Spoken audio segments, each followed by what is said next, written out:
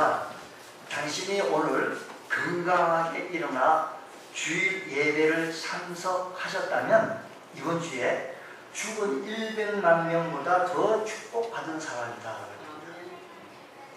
당신이 배고픔을 면하고 있다면 이 세상 사람 중 5억 명의 사람보다 더 축복받은 사람이다. 이 세상에 배고픈 사람이 많아 있어요. 근데 지금 배고픔을 모르고 주일날 교회에 오면 배부름의 축복이 있어요. 당신이 비를 피할 수 있고 잠잘 수 있는 집이 있다고 한다면 이 세상 사람들의 75%보다 더 축복받은 사람이다라는 겁니다. 당신의 은행에 그리고 지갑에 약간의 돈이 있다고 한다면 이 세상에 8% 안에 드는 부자의 축복을 받은 사람이다. 당신이 지금 글을 읽고 이해를 할 수 있다면 지금 글을 모르고 있는 20억 명의 사람들보다 더 축복받은 사람이라고 합니다. 그에 비하면 참 축복받은 사람이라는 겁니다. 우리가 이렇게 예배를 드릴 때 집중력을 좀 더해 주시기 바랍니다. 우리 이기자 주사님 어떻게 오전에는 뭐 비를 했는데 오후에 이렇게 오셔서 2부 예배 오셔서 축복합니다. 네. 참 이렇게 우리 그래서 제일 또 멋진 것 같아요. 잘 여기서 오셔서 주님 뜨겁게 사랑하고 교회를 섬기는 그 발자취력을 하나님 큰 복으로 채워주실 줄로 믿습니다. 이스라엘 역사 중 이스라엘 예언자 중에서 거의 마지막에 활동한 인물이 요엘입니다. 요엘.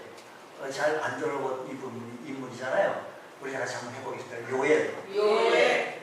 그는 587년에서 538년에 바벨론 포로 생활 속의 이야기를 알고 있었고 또 515년 성전 재건 이야기도 알고 있었고 445년 느헤미야 예루살렘 성벽의 성벽 축성도 알고 있었던 사람이 요엘 선지자입니다. 요엘은 이스라엘이 거쳐온 온 역사를 배경으로 해서 하나님의 신탁을 하고 있는데 요엘은 요엘서에서 요엘의 이야기를 좀 찾아볼 수가 있습니다. 어떤 사람 이름이 김요엘이에요. 이름이 요엘. 그래서 뭐 모르는 사람들은 요엘아 부르고 있는데 알고 보면 성경의 인물을 그대로 따서 불렀어요. 요엘서에는 메뚜기 때로 인한 대재앙의 이야기로 이렇게 시작을 하고 있습니다. 여러분 우리가요 제가 초등학교만 다닐 때 메뚜기 잡아오라 뭐 하라 이런 예전에요 우리나라에 쥐가 많다고 해서 쥐를 잡아오라고 하는데 그런 시대에서 우리가 좀 살았어요. 쥐 꼬리를 잘라가 학교에 갖다 내는 거예요. 그런 시대가 있었어요. 그러니까 이 쥐꼬리 죽은 쥐라도 어떻게 발견하면 꼬리만 잘라가지고 학교에 좀 내서 축제 완성을 하고 싶은데 이 죽은 쥐도 그래 약게 쓰다고 하면 그릇거리 없듯이 없는 거예요. 참 이렇게 그런 시대가 있었고요. 참 이렇게 머리카락 잘라가지고 요즘 버리지만 팔았던 시대가 있었어요. 머리카락도 팔고 그런 시대인데 요즘은 뭐 머리카락 안 팔고 사는 사람이 없는 것 같은데 그 당시에 머리도 팔고 제 얘기하면 뭔 얘기할지 못 알아듣는 사람이 입장에 있어서 재미가 없죠. 그 당시 메뚜기 곤충 체질에서 여러 마음의 곤충 우리가 서울에 사는 사람은 곤충 이거 뭐 가까이 할 수가 없어요. 근데 여기 시골에 이렇게 해서 메뚜기 한 마리, 두 마리는 잡아가다가 곤충 채집하고 이렇게 표본 내놓고 뭐 이렇게 볼 수는 있어요. 또 어디 뷔페 레스토랑 가면 메뚜기 구이가 있어가지고 메뚜기도 이렇게 먹기도 하는데 그건 별 맛이 없는 것 같은데 고소하다고 해가지고 잘 드시는 분은 또 이렇게 요리해서도 드시기도 해요. 메뚜기. 근데요 이 메뚜기 한 마리 두 마리일 때 잡아다가 페포도 하고 한 마리 두 마리 있을 때 뭐 이렇게 해가지고 뭐 요리도 해서 이렇게 먹기도 하는 이런 정겨운 모습 또 숲속에 들어가가지고 그 메뚜기 한 마리 잡으려고 해다가 놓치기도 하고 잡기도 하고 이런 재미로 있었던 시대가 있는데 이 메뚜기가 때로 그냥 아주 새카만 이 벌벅이라고 하는 사람이 대지에 보면 이렇게 자기가 직접 체험한 그 이야기를 이 글에다 적었는데요. 이렇게 얘기해요. 세상 온통 밤처럼 깜깜해지고 메뚜기들이 서로 부딪히는 소리가 천지를 진동했다라고 얘기해요. 그들이 내려앉는 것은 모두 메뚜기가 지나가는 곳에 황무지로 변하는 거예요. 성경 속에서 보면 메뚜기 재앙이 있어요. 아낙네들은 모두 손을 높이 쳐들고 하늘의 도움을 청하는 기도를 드렸고, 남정네들은 밭에 불을 지르는 등 장대를 휘두르면서 메뚜기 제거 작업 하는 일들을 하게 되었었는데, 이런 한 마리 두 마리는 뭐 우리가 뭐 숨어가지고 잡는 뭐 이런 것도 있겠지만, 하늘에 새카만 때로 몰려왔을 때는 당해낼 장사가 없어요. 그리고 이 메뚜기 떼가 한번 앉았다 간 것은 황무지로 변한다는 겁니다. 셀 수 없을 정도로 엄청난 메뚜기 떼가 날아와서 곡창지대를 소통화시키는, 마치 황사가 몰려온 것처럼 누른 메뚜기 떼가 하늘로 뒤덮었다라는 겁니다. 그러면서 그 광경은 마치 지구의 종말이 온 것 같이 보였다는 겁니다. 이런 메뚜기 떼의 습격이야말로 대재앙이다. 그래서 러시아 정부는 국가 비상사태를 선포하고 메뚜기 떼 때문에 재앙 선포하기도 했다는 거죠. 오늘 요엘서에 보면 메뚜기 이야기로 시작했는데, 그 메뚜기가 정겨운 얘기 안에 재앙으로 나타납니다.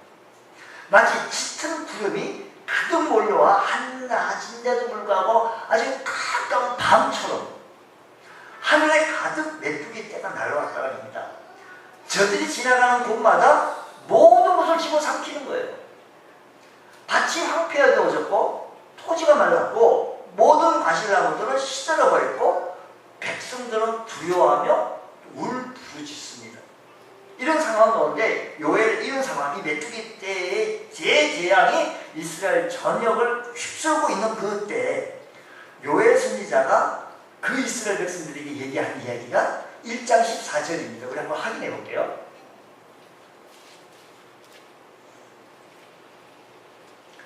너희는 금식일을 정하고 성회를 소집하여, 지금 메뚜기 재앙 때문에 온 백성들이 힘들어하는데 이렇게 얘기해요. 요엘 선지자 그 시대 그 광경 속에서 살면서, 장로들과 이 땅의 모든 주민들을 너희 하나님 여호와의 성전을 보고 여호와께 무엇하라? 부르짖으라. 여호와께 무엇하라? 이걸 우리말로 바꾸면 무엇하라? 기도하라라는 얘기입니다. 아니 지금 이렇게 메뚜기 재앙으로 인하여서 우리들이 온 백성들이 메뚜기 떼가 서척한 곳에는요 황무지가 변하고요. 이게 보통 문제야. 근데 요엘 선지자는 얘기를 하기를 기도하라는 거예요. 계속해서 2장 12절 말씀 보면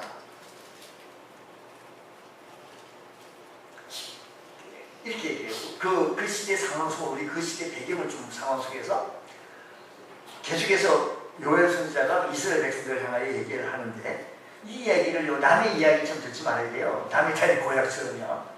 우리 지금 이 시대에 우리를 살아가고 있는 우리들에게 들려주는 말씀이니까 우리들에게 말씀을 받아들여야 전할 얘기요. 자 보세요.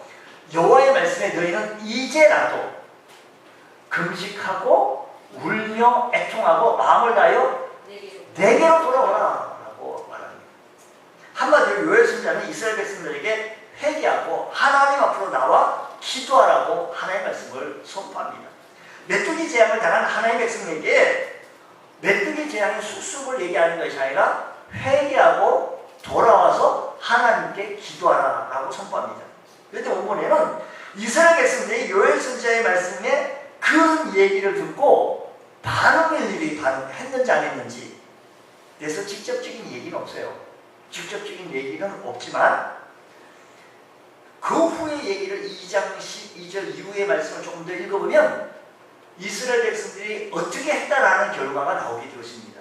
자, 요엘 선지자의 말씀을 선포한 내용에 따라서 한마디로 이스라엘 백성들의 삶의 모습의 태도를 바꾸게 되어졌는데, 그 이유가 뭐냐면 이스라엘 백성이 요엘 선지자의 말을 듣고 순종하여 하나님 앞에 나와 회개했고 간절히 기도했기 때문에 그들의 삶의 태도가 바뀌었다. 그래서 여기서 또 우리 좀 확인하면서 19절 말씀 보면 여호와께서 하나님께서 그들에게 어떻게 해요? 응답하여 이르시기를 내가 너에게 혹시나 세포도제 기름을 주리니 너희가 이로 말미암아 어떻게 해요? 흡족하겠다. 그렇습니다. 이스라엘 백성이 요엘 선지자의 말을 듣고 어떻게 했다라고 하는 반응은 직접적으로 안 나오는데 결과물을 보게 되어지니까 하나님께서 19절 말씀 보니까 그들에게 무엇하여? 응답. 그러니까 요엘 선지자가 말하기를 이 메뚜기 대재앙이 있게 되었을 때 하나님께 돌아와라, 회개하라, 하나님께 부르짖어라라고 요엘 선지자가 얘기했어요. 그 말을 듣고 이스라엘 백성들이 어떻게 했다라는 얘기는 없겠지만 19절 말씀 보니까 하나님께서 응답했다라고 하는 얘기는 무엇을 전제한다? 그들이 기도했다라는 것을 전제하여서 응답하여 이르시기를 내가 너에게 곡식과 세포도 기쁨을 주리니 너에게 이로 말미암아 합족하겠다. 곡식과 세포. 여러분 메뚜기 때가 확 지나갔다고 하는 그곳에는 곡식 그도 들을 게 없어요. 그러니까요. 곡식은 누가 주시는 거 아니에요? 하나님이 하신다는 거예요. 여러분 우리들의 삶의 축복은 하나님이 하십니다. 사람의 모양으로 사람이 계산해서 두들겨가지고 자꾸 그렇게 자꾸 인색한 마음으로 이기적인 마음으로 우리가 그렇게 살아가는데요. 하나님께서 말씀하신 신탁의 말씀을 100% 받아들이고 순종하고 요엘 선지자가 얘기한 것이 하나님께 돌아오게 되어진 것처럼 우리 주의 백성들도 하나님 말씀에 100% 돌아올 수 있는 그런 현장이 되어질 때 우리들의 현장이 곡식도 주고 흡족하게 되어지겠다는 거예요. 여러분 삶의 현장 속에 곡식을 준다라고 하는 것은 물질을 주게 되어지고 우리들의 삶에 흡족하게 되어진다는 것은 하나님의 큰 은혜의 축복을 말씀합니다. 이런 은혜가 우리 모두에게도 일어나기 원합니다. 주님, 내게 이런 은혜가 있게 해주셔서 하나님 앞에 나와 부르짖어 기도하여 하나님의 말씀을 순종하여 하나님의 은혜가 우리의 삶의 현장 속에 있게 하여 주옵소서. 하나님께서 그 은혜를 받으시고 그들이 간절히 기도했던 그 기도를 응답하신 것입니다. 특히 오늘 본문을 보면 이런 하나님의 응답이 있은 후 요엘 선지자가 이스라엘 백성들에게 이렇게 하나님의 응답을 받고 난 다음에 특히 23절 말씀 보면 하나님께서 응답을 하는 후 23절 시온의 자녀들아 너희는 하나님 여호와로 말미암아 어떻게? 기뻐하고 즐거워하라. 그러니까 보세요. 하나님의 자녀들아 하나님으로 말미암아 너희들은 기뻐하고 즐거워하라. 돌이켜오고 회개하고 하나님께로 돌아오고 하나님께 기도한 백성들에게 하나님께서 응답해 주시기를 곡식도 주고 흡족하게 해주셨는데 이제 그렇다고 한다면 하나님의 자녀들아 말씀하기를 하나님으로 말미암아 무엇으로 말미암아? 곡식으로 말미암아가 아니라 이런 새 포도주로 인하여로 말미암아가 아니라 하나님으로 말미암아 즐거워하고 기뻐하잖아. 우리 내일은 월삭 새벽 기도를 드립니다. 하나님으로 말미암아 기뻐하고 그분이 주셔야 합니다. 그분을 가지면 충분합니다. 그분을 소유하면 우리의 삶은 충분하다라는 거예요. 우리 찬송한 너희 먼저 그의 나라와 그의 의를 구하라 그러면 이 모든 것을 너에게 더하여 주시겠다고 하는 이 약속의 말씀을 신뢰한다면 그분을 소유하고 그분을 붙잡기만 하면 우리는 다 소유합니다. 우리는 그 밖에 있는 것을 소유하려고 그 곡식을 하려고 아낙네들은 부르짖고 남자들은 밭에서 장대를 가지고 막 휘잡습니다. 얼마나 했습니다. 그게 아니라 요엘 선지자가 말하기를 하나님께로 돌아와서 하나님 앞에 회개하고 기도하라는 겁니다. 우리는요 이 치료를 정확하게 해야 합니다. 요엘 선지자가 도대체 이렇게 하나님 앞에 돌아온 사람들에게는 하나님으로 말미암아 기뻐하고 즐거워하라고 말씀하신 이유가 과연 무엇일까? 그걸 설명하겠습니다. 다시 말씀 18절 말씀 보면 이렇게 합니다. 하나님으로 말미암아 즐거워하고 우리 모든 즐거운 삶을 살아갈 수 있는 비결이 18절 말씀 보면 그때 여호와께서 자기 땅을 극진히 사랑하시고 하나님께서 우리를 극진히 사랑하셔서 하나밖에 없는 독생자 예수 그리스도를 이 세상에 내려 보내주신 것처럼 하나님께서는 그 땅을 어찌 사랑하셔서 그의 백성을 어떻게 해요? 불쌍히 여겼다는 겁니다. 메뚜기 재앙을 당하여 두려움과 절망 속에 하나님 앞에 나와 회개하고 부르짖는 이스라엘 백성들을 하나님께서는 그렇게 불쌍히 여기신 것입니다. 당시 상황을 조금 더 자세히 살펴보게 되어지면 2장 12절 말씀 다시 한번 말씀보겠습니다. 여호와의 말씀에 너희는 이제라도 금식하고 이제라도 울며 애통하고 마음을 다하여 내게로 돌아오라 하셨나니라고 했습니다. 지금 이스라엘 백성들이 하나님을 지금 떠나 있다는 거예요? 하나님 안에 있다는 거예요? 12절 말씀에 근거하면 떠나 있다. 떠나 있으니까 하나님께 돌아오라는 거 아니겠어요? 하나님 안에 있다는 사람에게 자꾸 돌아오라고 말을 하지 아니겠어요? 그러니까 하나 떠나 있는 백성을 향하여서 있는 백성을 13절 보면 저들이 보시고 하나님이 떠나 있는 백성들을 보고 하나님께서는 화를 노하고 계시는 거예요. 13절 보세요. 너희는 옷을 찢지 말고 마음을 찢고 너희 하나님 여호와께로 돌아오라. 그는 은혜로우시고 자비로우시고 뭐예요? 노하기를 더디하시며 이내가 실제로 그렇게 재앙을 내리지 아니하신다. 그러니까 노하시고 재앙을 내리신다는 거예요. 그래서 하나님께서는 노하고 재앙을 내리셔서 결국 무슨 재앙을 내리는 거 아니? 무슨 재앙? 메뚜기 재앙을 내리는 거예요. 무슨 재앙이요? 제가 처음부터 지금 메뚜기 재앙 말고 제가 다른 재앙을 얘기를 하지 않았으니까 여러분 메뚜기 재앙이라고 하면 됩니다. 말씀에 집중하면서. 그러니까 메뚜기 재앙으로서 우리 하나님께서는 채찍을 내리셨는데 저들이 매를 맞은 후 선지자의 말을 듣고 보니 그것도 그럴 것 같아요. 그래서 하나님 앞으로 나와서 자기들의 하나님 떠난 것을 회개하고 하나님께 돌아와서 구원해달라고 몸부림치며 간절히 부르짖어 기도했더니 하나님께서는 그들에게 불쌍히 여겨주셔서 은혜를 주셨다 이 이야기입니다. 하나님께서 저들의 태도를 보셨는데 그 태도가 우리 하나님 보시기에 불쌍히 여기셨다는 것입니다. 저들의 모습을 보시고 아파하시고 저들을 사랑하는 마음으로 우리 하나님은 가득하게 해주셨어요. 때로는요 부모가 자식을 볼 때 좀 하는 걸 꼬라지를 보면 안 도와주고 싶지만 부모니까 도와줄 때가 있어요.